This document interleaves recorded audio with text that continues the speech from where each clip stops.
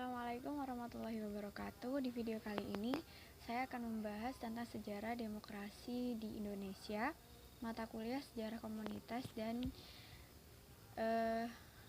demokrasi yang diampu oleh Bapak Mawardi Purbo. Saya Sakinia dengan NIM 2121 0404 00008 dari kelas SPI 2. Jadi, sistem demokrasi barat muncul pada awal abad ke-20 dan menggantikan sistem teokrasi. Di tahun 1999 tertinggal 20% negara di dunia yang menganut sistem teokrasi. Hal ini disebabkan oleh menyebarnya sistem demokrasi ke seluruh negara yang ada di dunia. Nah, di tahun akhir abad ke-19 sistem teokrasi perlahan hilang dan dibuktikan dengan menurunnya jumlah negara atau menurunnya jumlah kerajaan di dunia. Nah, yang pada awal ke-20 di awal 1999 terdapat 900 buah kerajaan di dunia, dan di awal ke-20 tertinggal 240 kerajaan di dunia. Lalu selanjutnya kerajaan di dunia tertinggal atau tersisa 40, dan hanya ada 4 kerajaan yang menganut kerajaan atau memiliki raja dan monarki yang mutlak, yaitu Kerajaan Oman, Qatar, Brunei Darussalam, dan juga Saudi Arabia. Nah, sistem demokrasi barat ini digunakan atau dianut oleh negara-negara di dunia dengan secara instan atau diterapkan begitu saja, sehingga banyak negara-negara yang mengalami kegagalan dalam menganut sistem demokrasi barat ini. Sama halnya dengan Indonesia.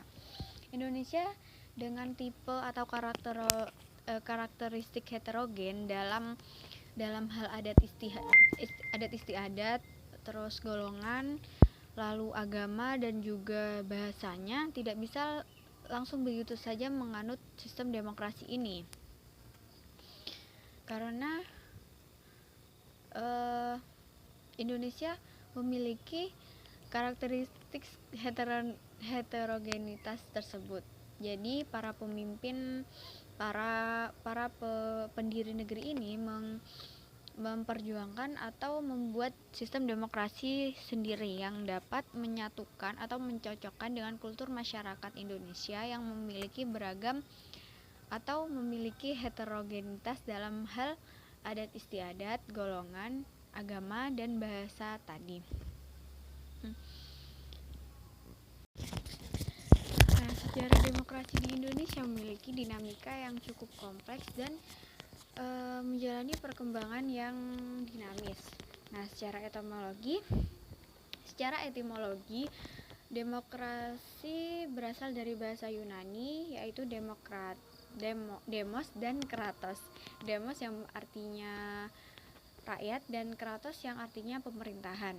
Nah, dalam Kamus Besar Bahasa Indonesia, demokrasi didefinisikan sebagai bentuk atau sistem pemerintahan yang seluruh rakyatnya turut serta memerintah dengan perantaraan wakilnya, atau disebut juga dengan pemerintahan rakyat. Selain itu, secara terminologi, dalam bidang politik ini bisa juga diartikan gagasan atau pandangan hidup yang mengutamakan persamaan hak dan kewajiban serta perlakuan yang sama bagi semua warga negara. Nah, istilah ini mulai berkembang pada pertengahan abad ke-5 sebelum Masehi untuk menunjukkan sistem politik yang ada di negara Yunani, terutama di Athena. Sejarah demokrasi di Indonesia dimulai pada awal abad ke-20. Pada fase ini, Indonesia mengalami penjajahan oleh Belanda dan pemikiran demokrasi modern dari Barat sudah mulai masuk ke Indonesia. Demokrasi ala Barat ini muncul masuk ke Indonesia tepatnya pada saat anak-anak muda dan mahasiswa yang mengenyam pendidikan di Eropa banyak yang membaca ide-ide demokrasi melalui buku serta ruang-ruang diskusi terbuka. Nah, kemudian pemuda-pemuda ini banyak mendapatkan inspirasi mengenai konsep negara demokrasi yang terbuka dan sangat kontradiktif dengan Indonesia. Nah, generasi pertama yang merasakan bagaimana indahnya demokrasi di negara-negara Eropa adalah Muhammad Hatta yang menjadi wakil presiden Indonesia. Muhammad Hatta belajar di Belanda dan menyerap berbagai ide-ide demokrasi. Di generasi Hatta ini, ide-ide demokrasi meresap di benak anak muda Indonesia dan memulai gerakan-gerakan kemerdekaan, mengalami banyak ganjaran karena transisi dari penjajahan Belanda ke penjajahan Jepang. Akhirnya kemerdekaan resmi diproklamasikan pada 17 Agustus 1945. Nasi di Indonesia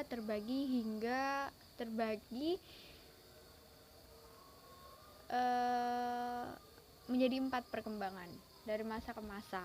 Yang pertama demokrasi parlementer yang berjalan dari tahun 1945 hingga 1959. Nah, demokrasi parlementer ini dimulai ketika Indonesia resmi menjadi negara yang merdeka hingga berakhir di tahun 1959. Demokrasi parlementer adalah sistem demokrasi yang menempatkan parlementer sebagai bagian fundamental di pemerintahan. Tetapi demokrasi ini dianggap kurang cocok untuk Indonesia. Lemahnya budaya demokrasi untuk mempraktikkan demokrasi model Barat ini telah memberikan peluang sangat besar kepada partai-partai politik mendominasi kehidupan sosial politik.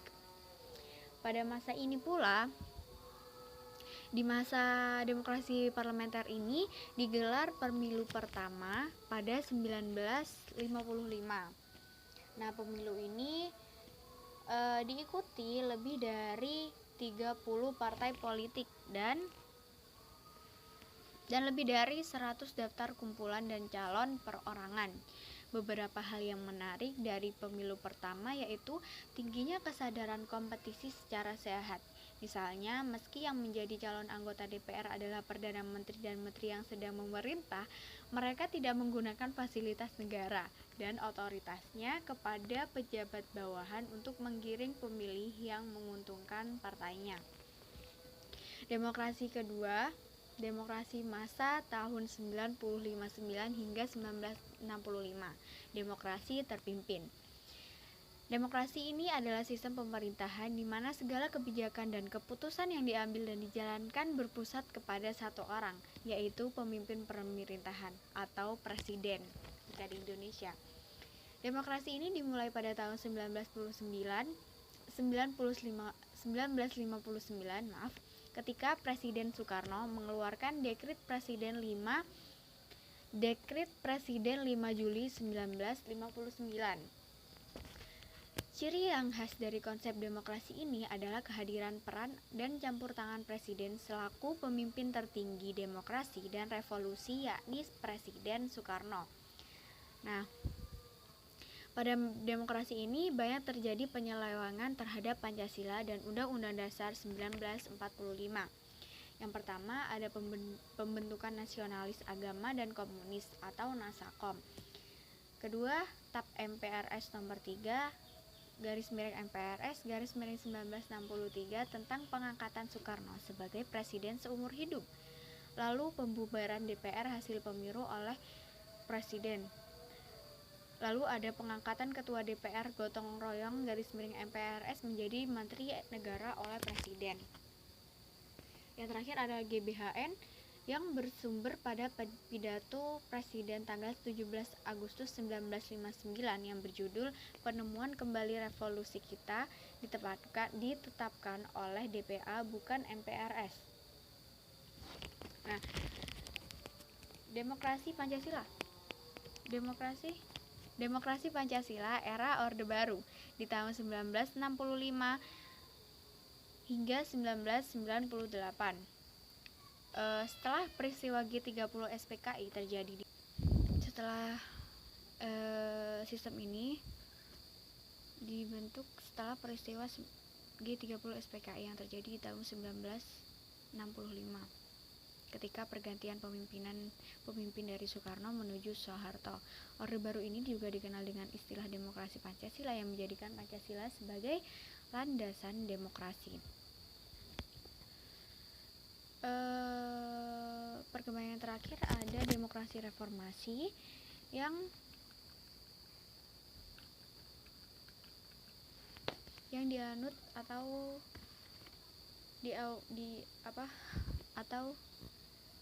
demokrasi reformasi ini berlaku sejak tahun 1998 hingga sekarang. Nah, berakhirnya rezim Orde Baru yang berkuasa selama 32 tahun melahirkan demokrasi baru yang dikenal dengan istilah era reformasi. Era reformasi merupakan fase demokrasi yang kembali ke prinsip dasar demokrasi, seperti adanya pemilu secara langsung, kebebasan pers, desentralisasi, hak dasar warga negara lebih terjamin, dan rekrutmen politik yang inklusif. Nah, jadi teman-teman, itulah sekilas sejarah demokrasi di Indonesia dan perkembangannya dari masa ke masa, yaitu dari 19 tahun awal kita merdeka 1945 hingga sekarang. Dan alhamdulillahnya belum ada pergantian sistem demokrasi lagi. Jadi itu ya. Jadi sistem demokrasi kita tetap menganut sistem demokrasi reformasi, seperti itu. Jadi sekian dari saya, mohon maaf jika ada yang salah. Terima kasih. Assalamualaikum warahmatullahi wabarakatuh.